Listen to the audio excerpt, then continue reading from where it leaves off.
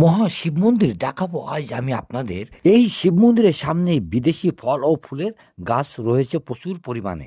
যেমন এটি আফ্রিকার টিউলিপ গাছ, তবে বাংলা এর নাম রয়েছে অনেক। একটি নাম হচ্ছে রুদ্র পলাশ এবং এর পাশেই আরেকটি ফল রয়েছে, ফলটির নাম হচ্ছে রোজ ক্যাকটাস, কিন্তু এর বাংলায় কোনো নাম নেই। তবে একে বলা হয়, বাংলায় পরিচিত মোমের গোলাপ বলে বলা হয়। এই ফলটি আমি দেখাবো এবং আমি হাত দিয়েই দেখাবো আপনাদের। এই ফলটি গাছের গায়ে প্রচুর পরিমাণে কাঁটা আছে কিন্তু, এবং কাঁটাগুলো খুব ধারালো এবং খুব সরু সরু কাঁটা।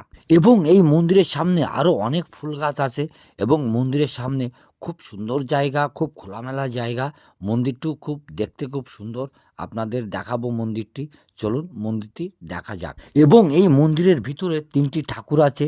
মন্দিরের সামনেও খুব সুন্দর বসার জায়গা আছে, সেটিও দেখিয়েছি আমি আপনাদের।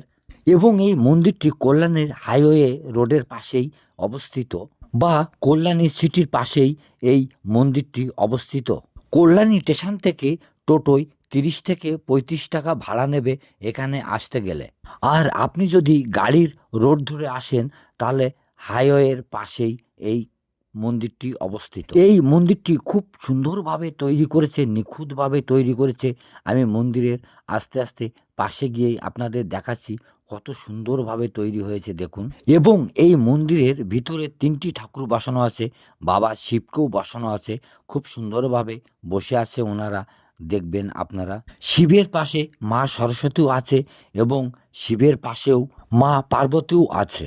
এই মন্দিরের দেওয়ালগুলো খুব সুন্দরভাবে নিখুঁতভাবে করেছে দেখুন। আমি এক এক করে আপনাদের দেখাচ্ছি। এবং এই মন্দিরের ডিজাইনগুলো খুব সুন্দরভাবেই করেছে, খুব সুন্দর লাগছে। তার জন্যে আমি আস্তে আস্তে আপনাদের দেখাচ্ছি এই ডিজাইনগুলো। দেখুন কত সুন্দর লাগছে এই মন্দিরের ডিজাইনগুলো। এই মন্দিরের সামনেই 4টি পিলার আছে, ভিতরে অনেকগুলো পিলার আছে। এই মন্দিরটি কিন্তু 3 তলা মন্দির। মন্দিরটি খুব সুন্দরভাবে ডিজাইন করে তৈরি করেছে এবং এই মন্দিরের মাথার উপরে অনেকগুলো চূড়া আছে। এবং এই মন্দিরটি কার্নিভাল হসপিটালের পাশেই করেছে, হাইওয়ের পাশেই। চলুন এবার সবাই মিলে ঠাকুরকে দর্শন করি। ঠাকুরকে দর্শন করতে করতে যদি আপনাদের ভালো লাগে, বা আমার এই ভিডিওটি যদি আপনাদের ভালো লাগে, তাহলে আপনারা আমার পাশে থাকবেন। আমি যেন আরও ভালো ভালো ভিডিও আপনাদের সামনে তুলে ধরতে পারি। ভিডিওটি যদি আপনারা ইউটিউব থেকে দেখেন তাহলে একটু সাবস্ক্রাইব করে দেবেন, আর ফেসবুক থেকে যদি দেখেন তাহলে একটু ফলো করে দেবেন। আপনারা আমাকে একটু সহযোগিতা করবেন। আজ এই পর্যন্তই, আবারও দেখা হচ্ছে পরবর্তী একটি